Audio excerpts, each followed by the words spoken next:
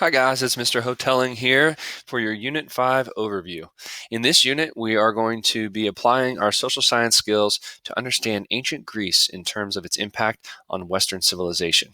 Quick note, when we say Western civilization, what we're talking about here are cultures that develop mostly in the European continent and then spread over westerly to the North Americas. So countries from Europe, America, Canada, that have certain values and certain cultural aspects that are different than what we might call Eastern civilizations from India over to China. So when we talk about how Greece has an impact on Western civilization, what we're talking about is our culture here in America, which originally has its roots from the Europeans to the East. Once again, our goal here is to understand the political development and cultural contributions of the Greeks from around 2000 BCE until they're conquered by the Macedonians in the 4th century BCE. So we're still studying cultures who are before the Common Era, but the Greeks, as you can see, start a little bit later than our River Valley civilizations do. But they're going to end around the time of someone you may have heard of, Alexander the Great, in the 4th century BCE. So we have a nice block of time to study the Greeks here. And by studying the Greeks, who have a vast, very complex history, it's going to allow us to engage in conversations about everything from mythology, geography, military conquest, philosophy, drama, architecture, and lots of other aspects of culture. And although we've explored many of these in other units, like Persian military conquest, Chinese philosophies, Egyptian mythology, Indian geography, the massive amount of Greek written documents and artifacts that we have still today are going to offer us a chance to study more details of their civilization. So it's not that the Greeks invent mythology. It's not that the Greeks, invent or do have the best military conquests, or that their geography is the most important and most influential. But the fact is, there are many, many, many more Greek documents and artifacts that we have to study, so we have much more information on them. Now, in addition to these written documents, we also have the influence of Greeks that we can see still in Western civilization today. So if you look at the picture on the right, the top picture is of the Parthenon, which is the most famous architectural structure in probably all of ancient history. It's still somewhat standing. As you can see, it's still kind of in ruins, but it's still standing in Athens, Greece today. And then on the bottom, that picture in the bottom right is the Lincoln Memorial in Washington, D.C. And if you can't see similarities in those two, then we're missing something. You should see columns. You should see that rectangular, even structure.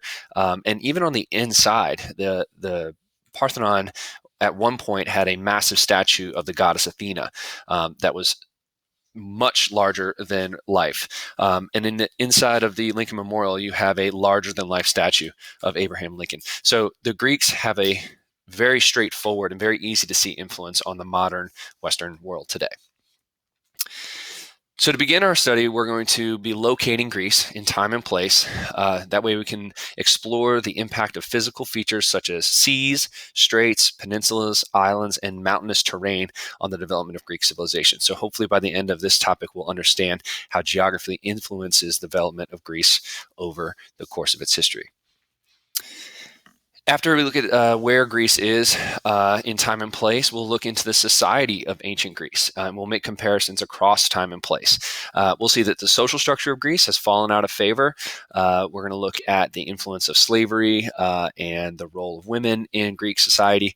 But then we're also going to look at Greek religious traditions, which in terms of polytheism has greatly fallen out of favor, but in terms of the stories told, which we call mythology, those traditions still impact Western culture today. We still tell very similar stories, some of the exact stories from ancient Greece to this day. So hopefully we'll be able to determine how the social and religious traditions of ancient Greece impact Western civilization. After that, we will follow up our exploration of Greek society and religion with a look at Greek politics. This is one of the major, put a star next to it, sort of topics here that will probably end up as an SOL question. Specifically, we will highlight the city-states or polises of Sparta and Athens to see the development of democratic government. So once again, we're looking at the influence of Greece in the development of democracy in the modern world. Hopefully, you learned in civics class that we have a democratic republic here in the United States.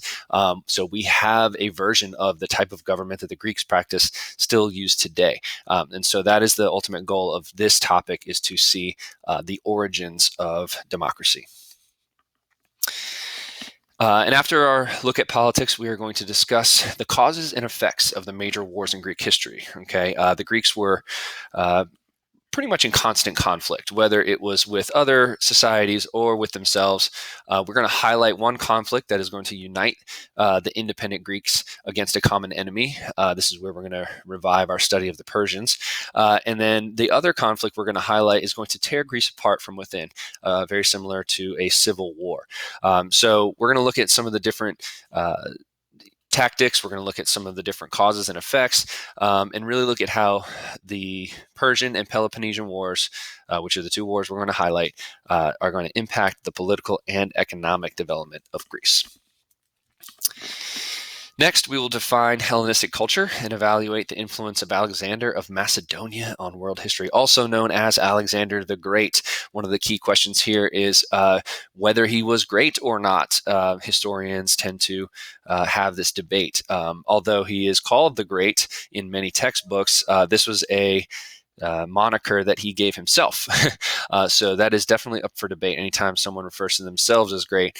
And so we're going to look at Alexander the Great, but then we're going to sort of say, all right, whether he deserves the mantle of great or not, we're going to look at what his actual impact was, all right, and how he sort of formed and gave birth to this idea of Hellenistic culture and how that is going to spread throughout the empire that he forms.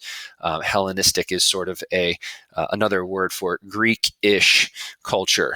He's going to blend Greek with several different other areas that he conquered to create something new and something that has lasted over the centuries and still has an impact on the world today. And lastly, we will finish up by looking at the sum total of Greek contributions to world history. Many of these still have an impact on the world today. Some are simply woven into the fabric of our culture, and you may or may not see them on a daily basis. Some of them have a much more important or impactful resolution here in the modern world. So we're going to basically kind of create our laundry list of Greek contributions and take a look at how on a daily basis you may see or walk by or hear or read about any number of Greek contributions to world history. Okay, so I look forward to seeing you guys in class, and goodbye.